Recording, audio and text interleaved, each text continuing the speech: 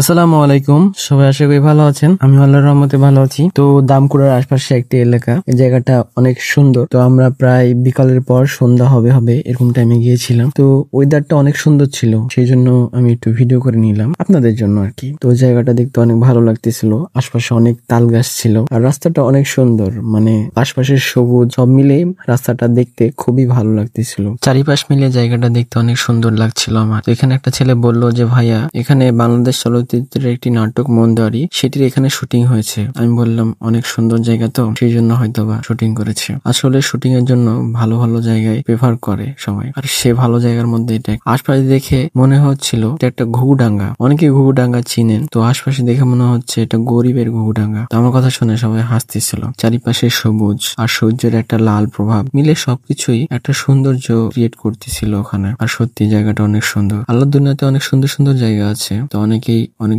সুন্দর সুন্দর জায়গা, বড় বড় জায়গাতে যেতে পারে না। তারা চাইলে বাড়ির আশপাশে অনেক সুন্দর সুন্দর জায়গা থাকে। তো আমাদের এলাকা থেকে এটা বেশি দূরে না, তো সেখান থেকে অনেকটা দূরে না, অনেকটাই কাছে এলাকা। তো সবাই আশপাশে অনেক সুন্দর সুন্দর জায়গা আছে, মন খারাপ থাকলে ঘুরে আসবেন, আশা করি আপনাদের ভালো লাগবে।